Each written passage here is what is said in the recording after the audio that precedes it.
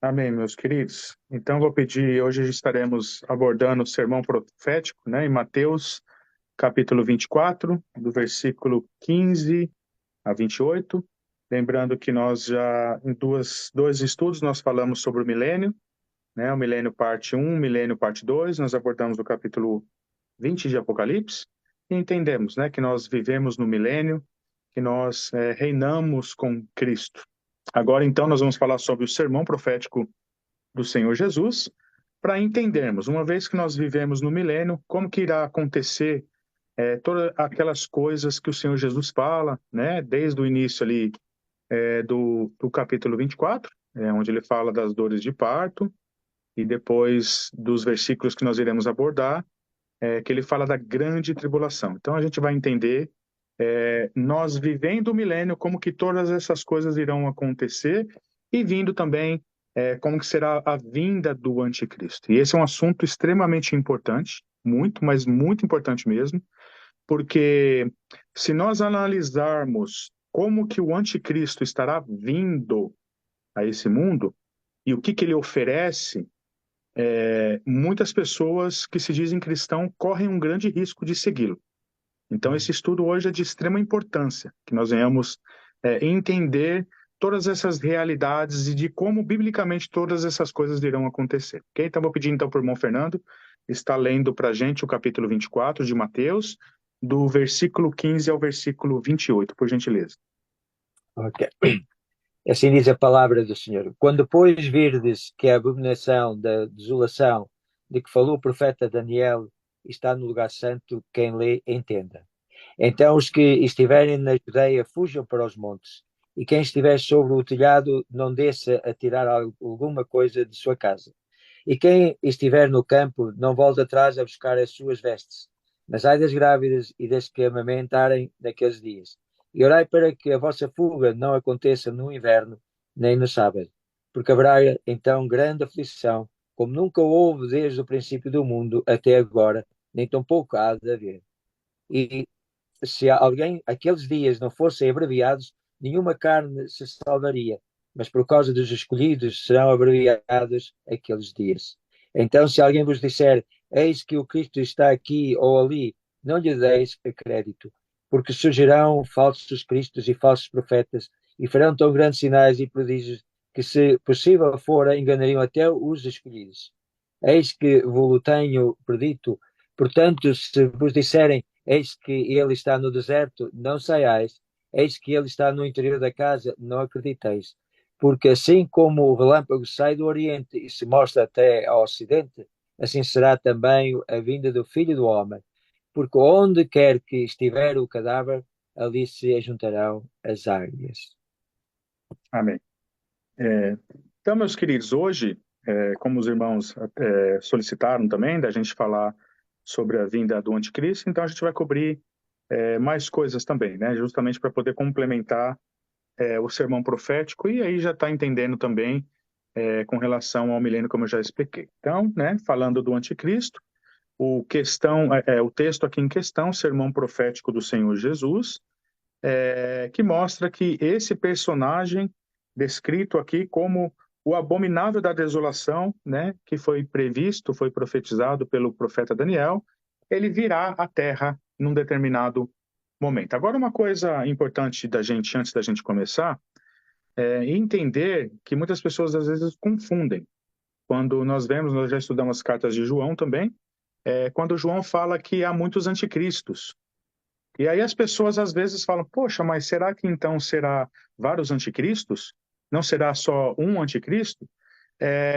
Aí é um ponto para a gente entender e diferenciar. Existe esse personagem, que é o anticristo, que ele virá na Terra, e existe os anticristos, que na verdade o apóstolo João está falando de falsos profetas. Nós vemos que até no texto aqui que nós lemos, fala que nos finais dos tempos virão muitos falsos profetas. E muitos falsos cristos também, muitos dirão até que serão cristos, mas que nós não devemos acreditar neles. E da mesma forma, João ali, falando dos anticristos, ele está falando de falsos profetas. Nós vemos na sua segunda carta, ele é até um pouco mais enfático, quando ele diz que esses falsos profetas estavam viajando pelos lugares e entrando nas casas dos irmãos. E João fala, não recebei eles nem em casa. Então, os anticristos que o apóstolo João estava falando se tratavam de falsos profetas que negavam a natureza de Cristo, negavam que Jesus veio em carne, negavam a divindade de Cristo. Então, esses são os anticristos que a Bíblia relata, que o apóstolo João relata. Anticristos, então, são falsos profetas que pregam contra Cristo, que pregam um outro evangelho que não é o evangelho do nosso Senhor Jesus Cristo. Tá? Então, diferenciando, anticristos são falsos profetas, e o anticristo é um personagem que é descrito aqui como o abominável da desolação, segundo o profeta Daniel já previu, né? Então, duas visões que nós vemos que são interpretadas acerca do sermão aqui profético. Vemos aqui que Jesus começa falando que haverá dores de partos, que seriam os sinais ali que precederiam a grande tribulação que começou justamente aqui do versículo 15 em diante. Então, nós vemos que a partir do versículo 15, ele começa a falar da grande tribulação e ele começa falando da vinda do abominável da desolação, né? Na grande tribulação. Notem bem, ele vai vir na grande tribulação. Versículo 15 aqui, Jesus já está falando da grande tribulação, né? Então, é uma coisa que nós devemos ter em mente, né? Que ele virá na grande tribulação, que o aparecimento do anticristo acontecerá na grande tribulação, embora o espírito do anticristo já está no mundo. O espírito dele já age no mundo. E provavelmente, obviamente, esse personagem será conhecido um pouco antes da grande tribulação também. Obviamente, a gente já vê Jesus falando aqui que ele vai mostrar realmente quem ele é na grande tribulação. E de uma forma, quando a grande tribulação chegar, como já vimos em Apocalipse 20, que no final do milênio vai ocorrer isso. Ou seja, a grande tribulação nós vivemos já um milênio, e a grande tribulação ela acontecerá no final do milênio, né? Entre o milênio e ela acaba, né? Então, lhe será ali dado o direito, nesse período, né, de enganar as nações novamente. Lembrando que no milênio, eles não têm poder mais de enganar. É momento de se pregar o evangelho. Nós pregamos a Cristo, a igreja tem essa liberdade. Embora nós temos influências satânicas, a operação do mal, o espírito anticristo no mundo, nós temos o direito de pregar o evangelho. E Satanás não pode deter a pregação do evangelho, como nós já vimos, né? No reinado de Cristo, no milênio. Mas nesse período, né, lhe será dado o direito novamente de enganar as nações novamente. Ou seja, será dado o poder ao anticristo de perseguir os cristãos. E como acabamos de ler no versículo 22, que esse período da grande tribulação, eles foram até abreviados pelo Senhor. Caso contrário, nem os eleitos, nem os verdadeiros cristãos, eles se salvariam. Ou seja, a igreja estará lá. É um detalhe muito importante a gente entender. A igreja fará parte da grande tribulação, como nós já vimos, né? Outro fato interessante aqui para nós entendermos aqui no versículo 29 aqui, né? Que logo em seguida a grande tribulação daqueles dias, o sol se ficará escuro, né? A lua não dará mais claridade, e aí virá o fim, né? A terra será destruída, depois da grande tribulação será o fim de tudo. Aqui mais uma indicação de que não haverá milênio depois. Notem bem aqui o que sucede no sermão profético. As dores de parto. No texto que nós lemos em questão, nós vemos que é a grande tribulação. E depois do texto, a partir do versículo 29, a vinda de Jesus. Ou seja, no final da grande tribulação, a terra é destruída. É o fim de tudo. Não vai haver um milênio depois, né? Então, aqui mais uma indicação de que nós não teremos um milênio literal depois da grande tribulação. Será o fim. E o apóstolo Pedro, em 2 Pedro 3, 10 e 11, ele fala sobre como vai ser a destruição da terra. Olha o que o texto diz: virá, entretanto, como um ladrão no dia do Senhor, no qual os céus passarão como estrepetuso, né, estrondoso, e os elementos se desfarão abrasados. Ele está dizendo aqui que o mundo vai acabar em fogo. Na primeira vez, o mundo antigo ele acabou com água. Pedro diz que no fim acabará com fogo, e dizendo ali que não vai ser, né? Ele diz que o céu todo vai ser em chamas e vai abalar a terra, ou seja, vai atingir todas as coisas na terra e tudo será desfeito. Se os irmãos puderem depois, dar uma pesquisadinha em 2 Pedro 3, ali do versículo 10 em diante, que nos mostra isso. Ali ele falando como vai ser o fim do mundo, né? O mundo vai ser destruído. O contexto aqui a terra é destruída. E o que acontece? E aí nós voltamos, né, para o sermão mais uma vez, né? Mais uma vez, né, no versículo 30, após a terra ser destruída, então aparecerá no céu o sinal do Filho do Homem vindo sobre as nuvens. E os anjos com trombetas, as 7 trombetas no caso, que é quando acontece o arrebatamento da igreja. É ali que nós seremos arrebatados.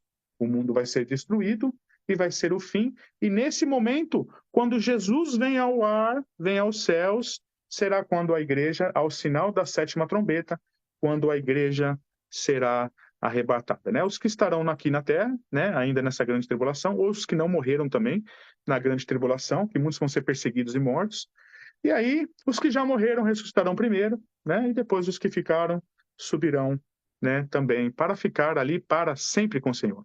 Notem bem que é isso que 2 Tessalonicenses nos diz, né? Nós ficaremos então para sempre com o Senhor. Ou seja, vai ter milênio depois? Não, não vai ter. Aí é céu e para ficar com o Senhor eternamente, mostrando mais uma vez também que não haverá milênio após, né, a grande tribulação. Então nós vemos, tem agora uma pergunta assim até interessante. Na grande tribulação, nós vemos que vai ter vários sinais, né, que vão acontecer de pragas que serão jogadas, né, na terra, e muitos ali desastres acontecerão na terra. E a igreja que estará ali na grande tribulação, o que vai acontecer com a igreja? E essa é uma pergunta muito interessante que muitas pessoas fazem. Eles serão atingidos também por essas pragas, esses desastres? Essa é uma pergunta bem difícil, irmãos, para te falar a verdade.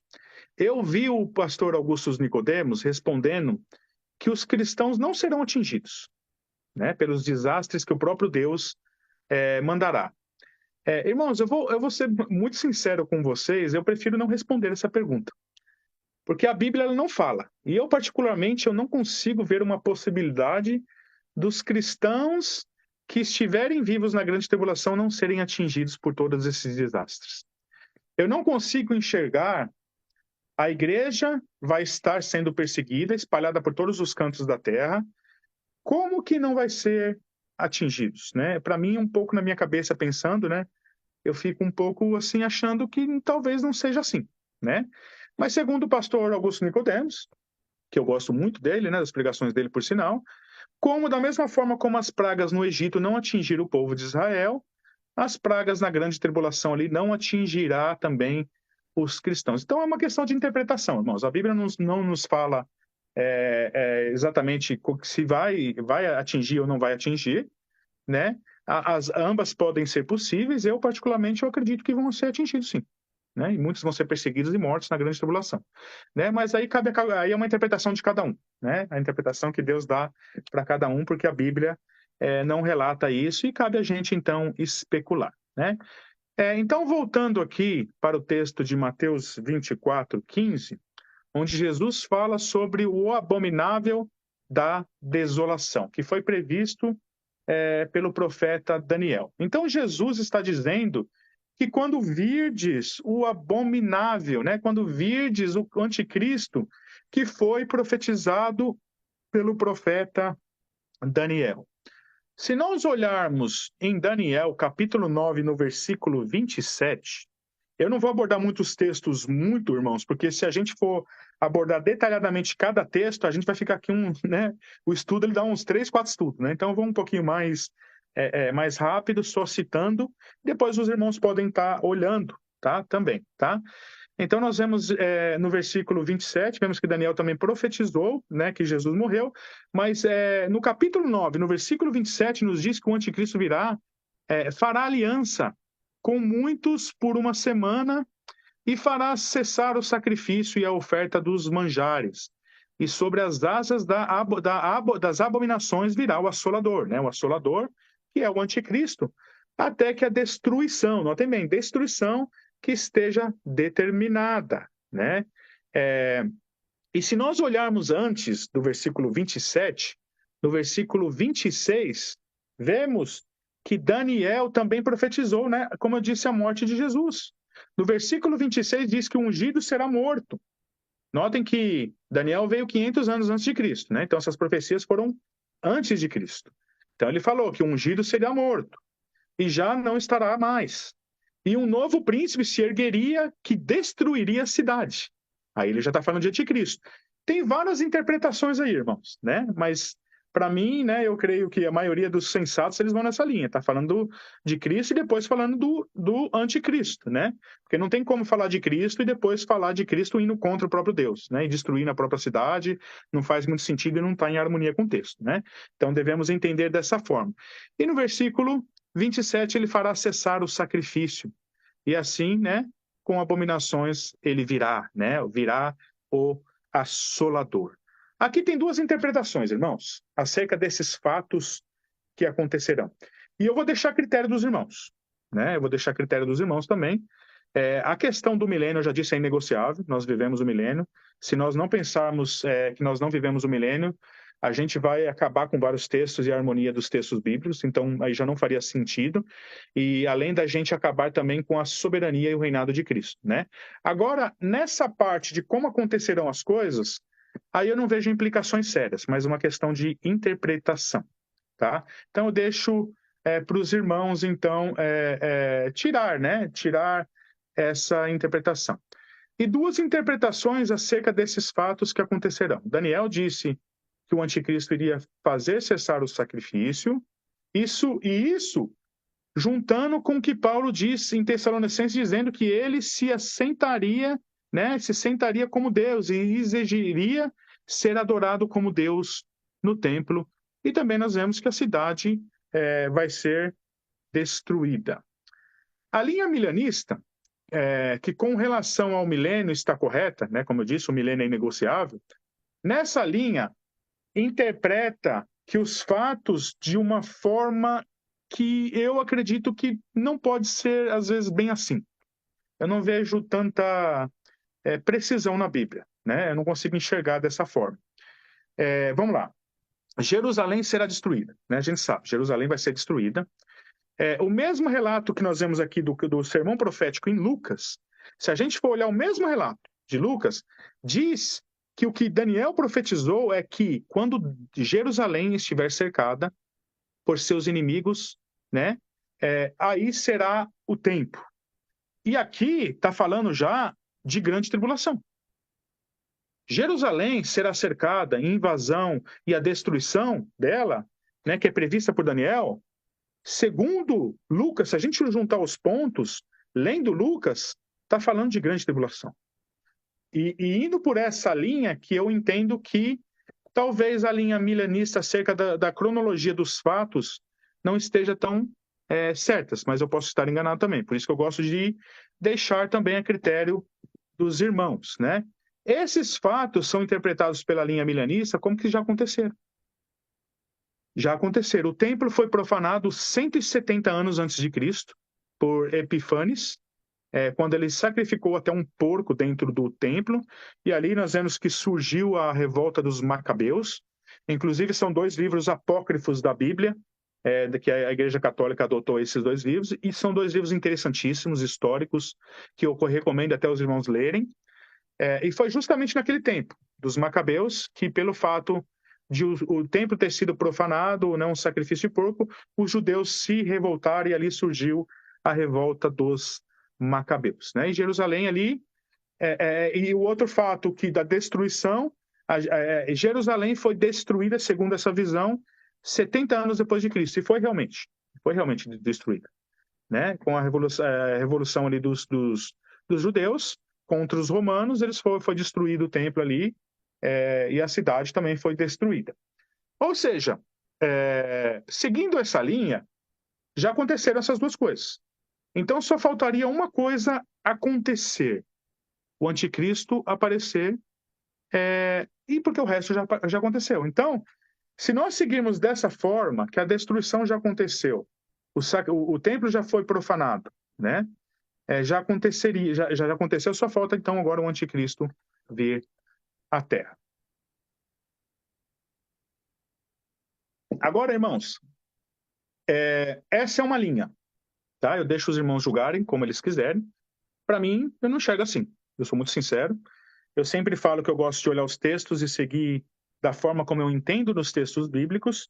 Então, seguindo a cronologia, eu não entendo dessa forma. Tem que ser honesto com os irmãos. Daniel profetizou isso. Poderia ser, né? E poderia ser qualquer tempo depois. Ele foi 500 anos antes de Cristo.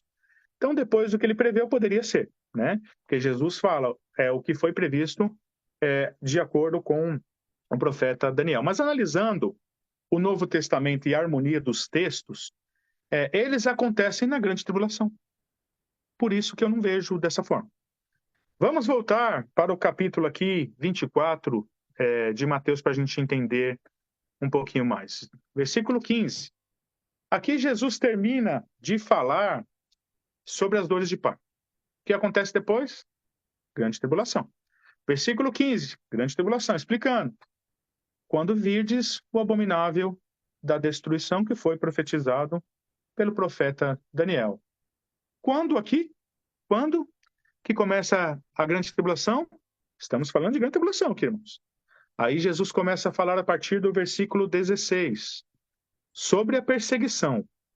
Onde, na grande tribulação aqui, novamente. Agora voltamos para o versículo 1 do capítulo 24, para a gente entender todo o contexto aqui, né?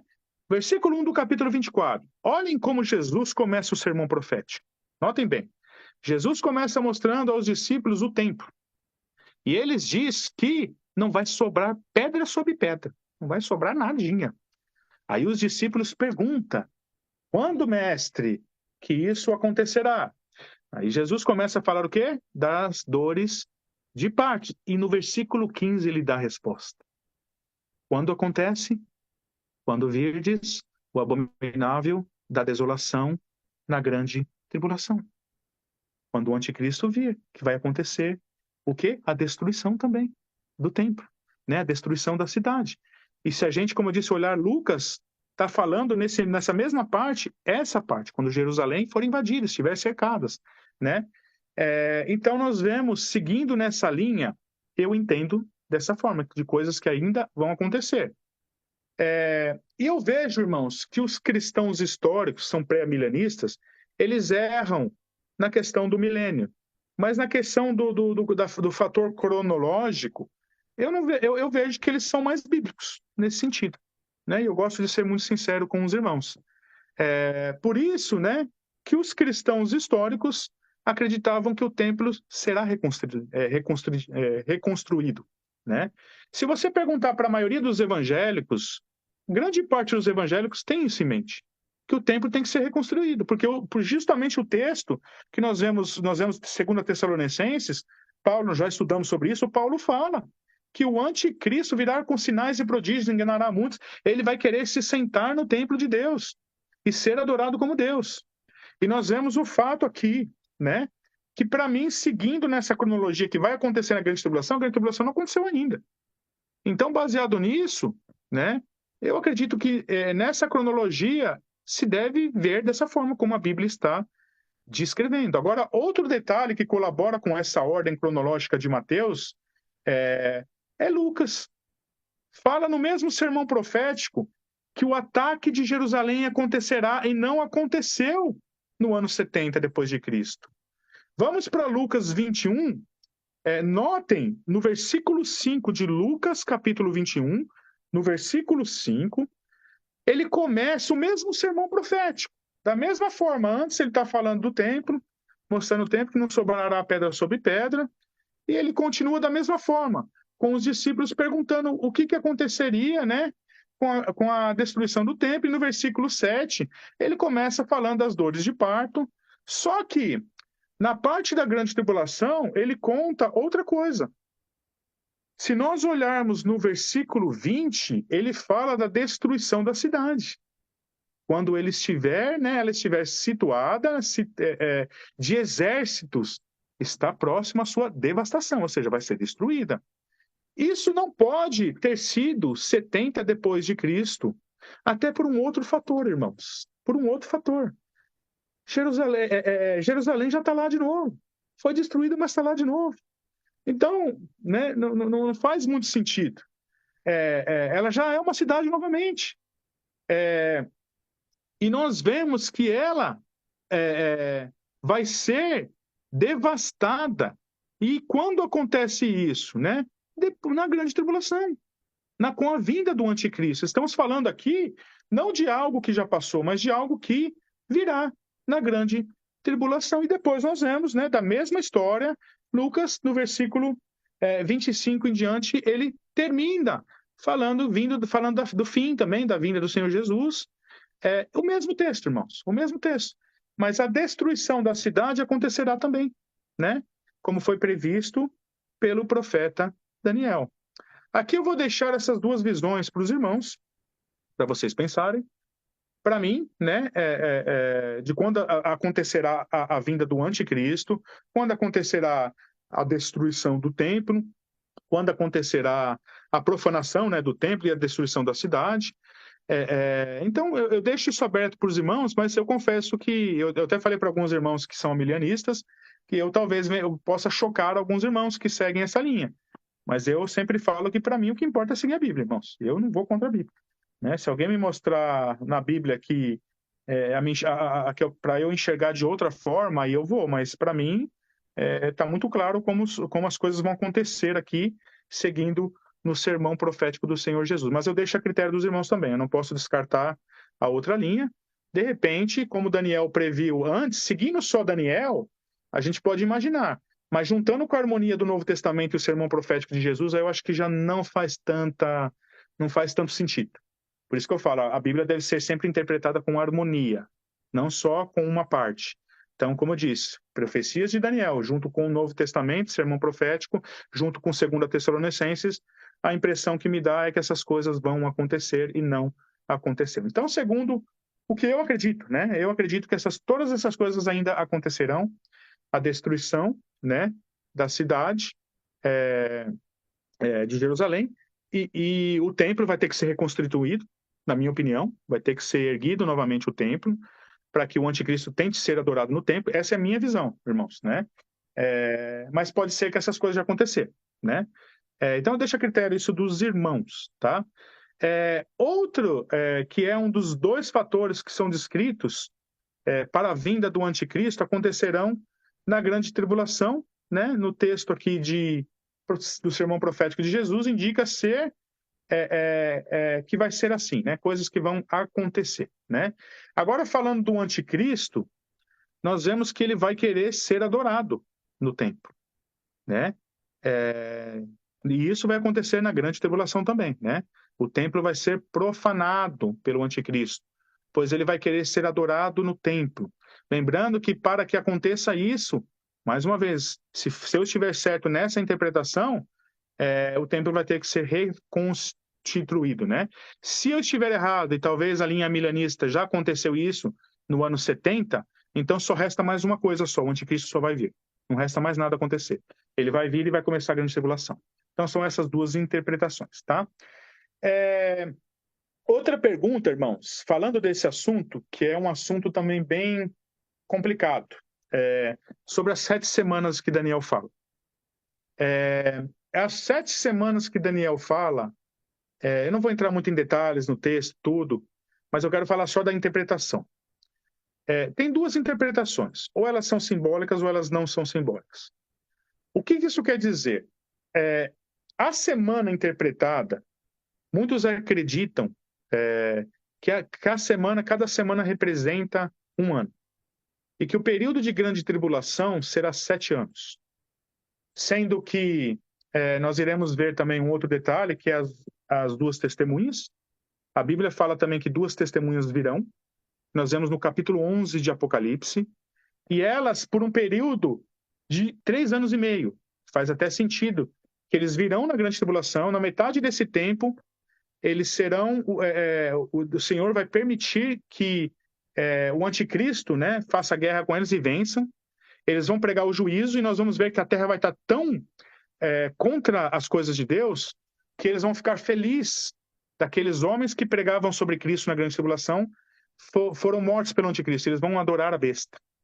Eles vão entregar, fala que todos virão ele na praça de Jerusalém, pois os irmãos podem dar uma lida no capítulo 11 de Apocalipse, e eles vão ficar lá por 3 dias e ninguém vão tocar nos corpos deles, e eles vão ser arrebatados para simbolizar também, né, a morte de Cristo, 3 dias e ressuscitação, no caso, né? Essa é uma das coisas que até se harmoniza com esse sentido de ser 7 anos na grande tribulação, né? Diz que depois da metade desse tempo, 3 anos e meio, que eles vão pregar, virá, né, continuará mais 3 anos e meio da grande tribulação. Essa é uma forma de interpretar, de que muitos acreditam, é uma linha mais pré-milenista histórica, né? Também, obviamente, os dispensacionalistas acreditam dessa forma. A linha amilenista acredita que é simbólica, que nós a gente não consegue interpretar, mas nós não sabemos a data ao certo, é meio que especular, porque não dá para saber ao certo. Aqui eu fico um pouco dividido, irmãos. Eu fico um pouco dividido e eu não descarto nenhuma das duas, né? Pode ser simbólico esse período? Pode. Se for simbólico, talvez a Bíblia dê uma interpretação que ninguém consiga interpretar, né? Essa tradução também faz um pouco de sentido? Faz, né?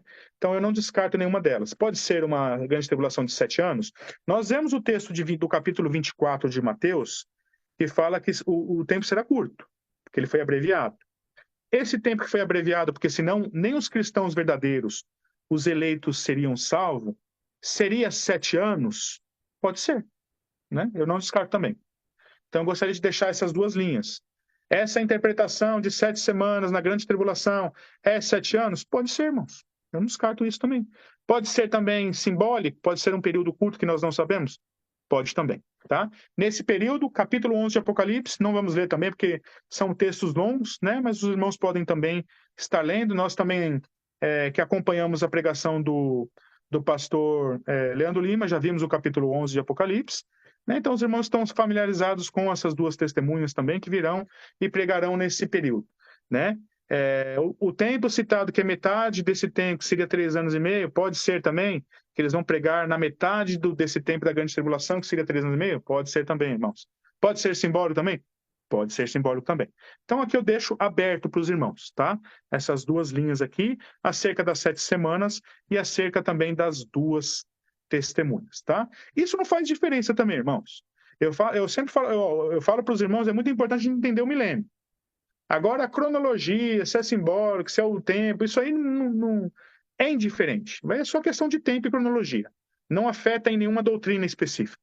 Então, isso aí é mais questão de especulação, algo que a Bíblia não é tão clara, né? O que os textos ali mostram 7 semanas, representam 7 anos, e aí é uma coisa de interpretação, tá? Então, aí eu deixo todas essas coisas a critério dos irmãos.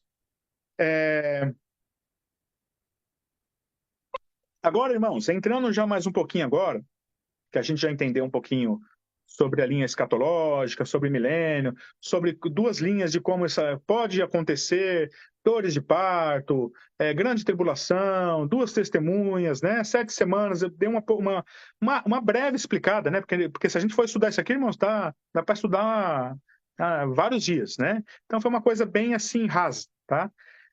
Depois a gente pode tirar dúvidas também. Tá? Uma coisa bem rasa, agora que a gente já sabe um pouquinho de como acontece o milênio, nós já vivemos o milênio, e como pode acontecer, né?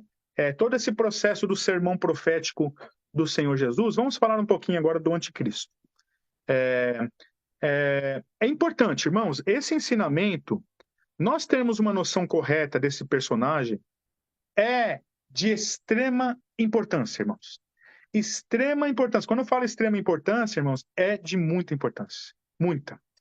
Por que que eu digo isso? Isso porque grande parte dos evangélicos estão buscando exatamente o que o anticristo vai oferecer e o que ele oferece. Muito importante, irmãos, nós entendermos isso. É muito importante. Muitos cristãos estão seguindo ensinamentos, buscando coisas que o anticristo oferece e não Jesus oferece. E quando o anticristo vir, se muitos dos cristãos modernos não se arrependerem, eles certamente serão enganados pelo anticristo. Então esse ensinamento é de suma e extrema importância. 1 Tessalonicenses capítulo 5, no versículo 3, dizendo acerca da vinda do Senhor, quando ouvirem falar em paz. Notem bem, hein? Quando ouvirem falar de paz e segurança, paz e segurança, virá repentina destruição. Aqui um ensinamento importante. O anticristo vai ser bonzinho. Ele vai chegar aqui, todo mundo vai gostar do anticristo. Notem que o mundo vai amar eles. Como eu disse no capítulo 11 de Apocalipse, quando ele matar as duas testemunhas de Deus, o mundo vai entregar presente uns aos outros, eles vão celebrar, porque eles já não vão mais suportar a pregação do evangelho, eles vão estar totalmente encantados pelo anticristo. Então é importante a gente entender como essas coisas vão acontecer e como elas estão caminhando para acontecer exatamente dessa forma. É muito importante para nós entendermos os nossos dias. Grande parte dos evangélicos estão sendo enganados pelo evangelho da prosperidade.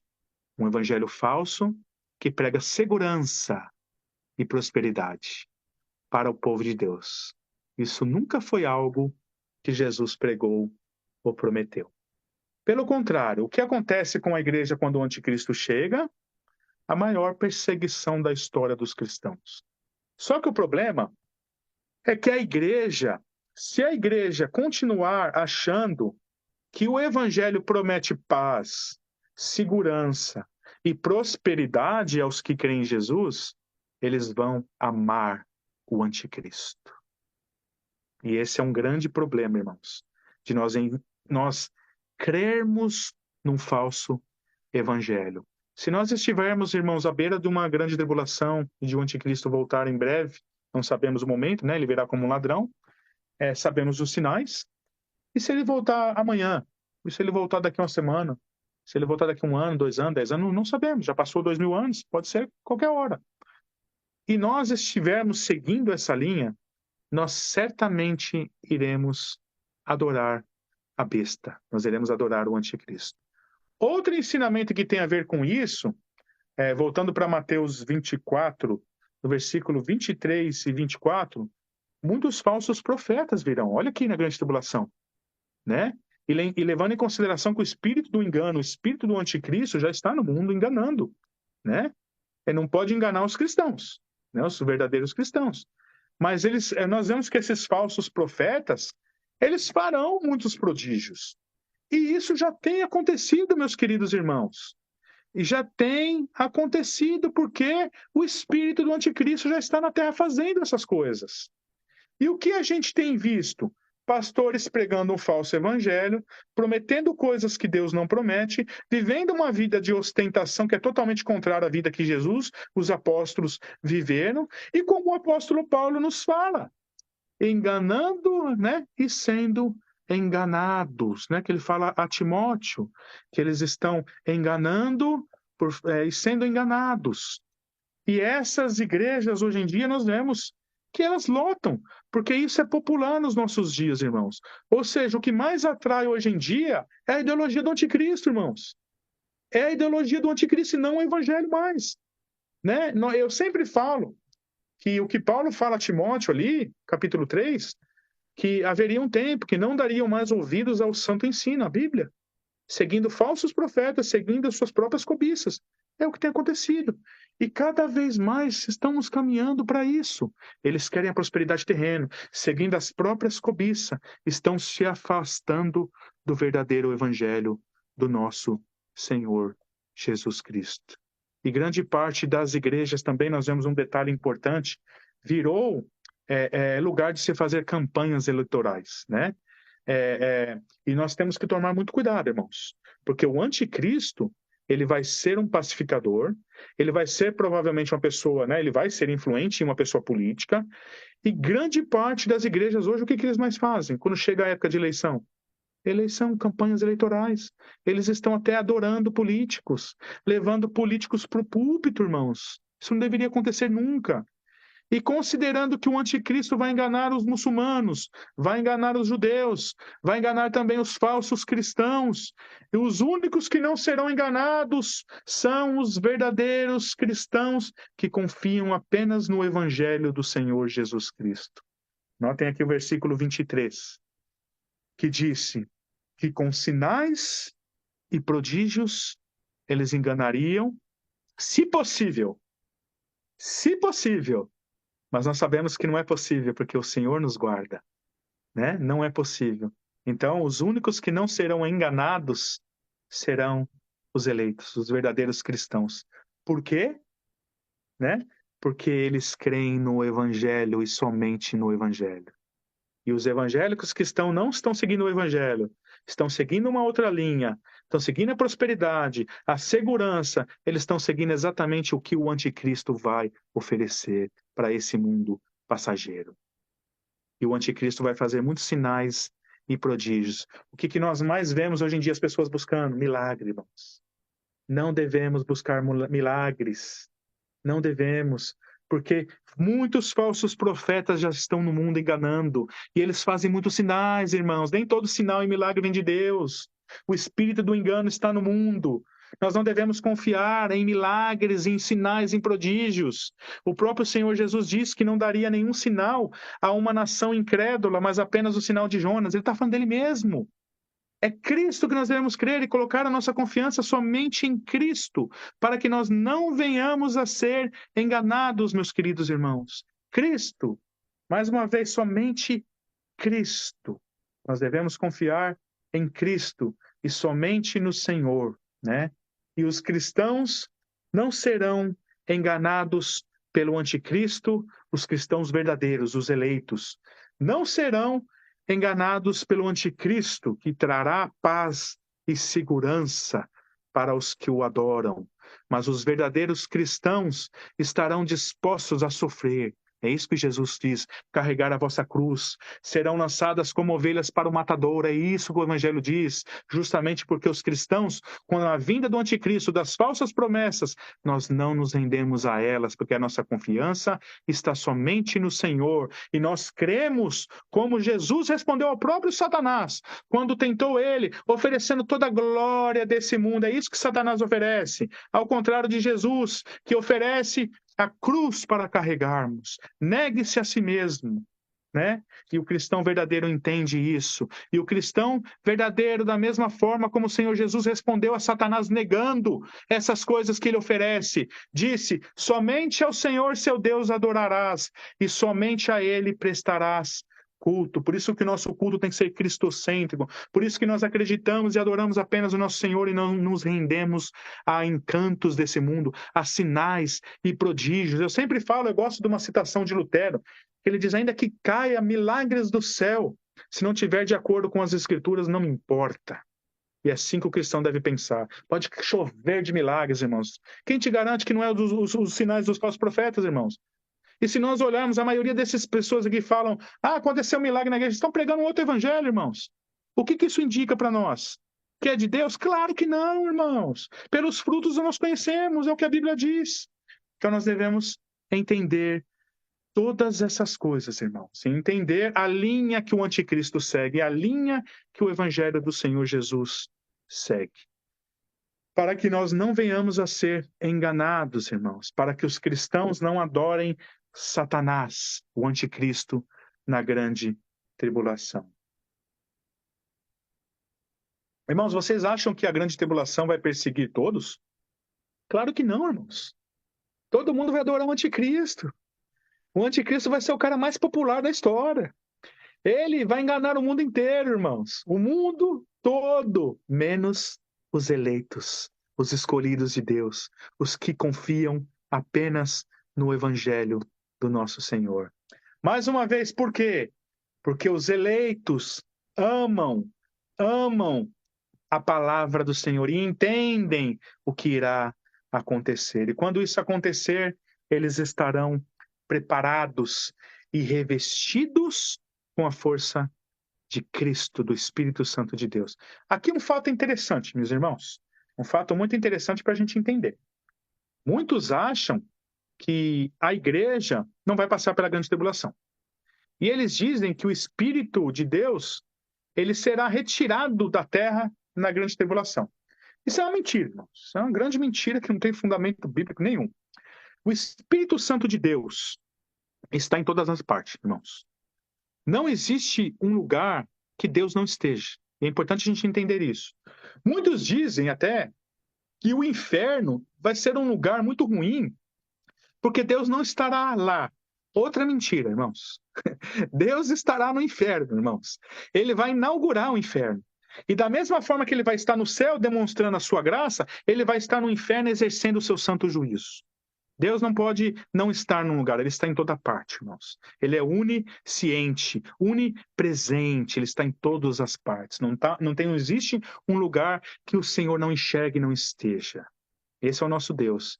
E não existe lugar nenhum que Deus não esteja. E na grande tribulação, o Espírito de Deus estará lá, dando forças aos eleitos de Deus, para que eles possam suportar. E nós vemos o zelo de Deus dizendo que o período foi encurtado.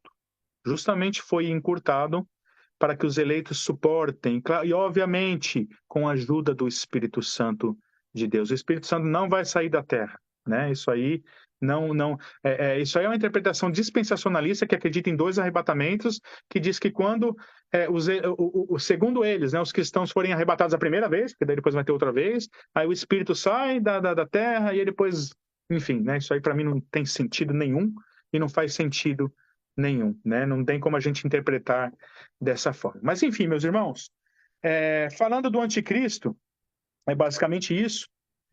A gente tem que entender esse ensinamento, irmãos. A gente tem que entender a vinda desse personagem. A gente deve entender as influências e o espírito dele que já está nesse mundo, em olhar ao nosso redor e entender o que tem acontecido no meio do cristianismo, falsos profetas, fazendo prodígios também, fazendo milagres, enganando pessoas, oferecendo promessas falsas, e nós devemos nos apegar cada dia mais, meus queridos irmãos, ao Evangelho, para que nós não venhamos a ser enganados. É muito importante nós entendermos todas essas coisas. Eu vou ficar por aqui. Foi um estudo bem breve também, irmãos, foi um pouco superficial, né? Porque, como eu disse, não tem como a gente entrar em todos os textos, analisar tudo, aí fica uma coisa muito complexa. Foi mais pegando pontos aqui para a gente entender a vinda desse personagem, que é muito importante. Eu peguei justamente quis focar nesse ponto, aprendendo um pouquinho ali, né, das duas visões do sermão profético, de como as coisas podem acontecer, e falando um pouco desse personagem, as influências dele nesse mundo e o que nós devemos acreditar e o que nós não devemos acreditar, né? Tomarmos muito cuidado com o que é ensinado lá fora. E mais uma vez, irmãos, acreditar somente no Evangelho. Vou pedir então para a Valquíria terminar o estudo.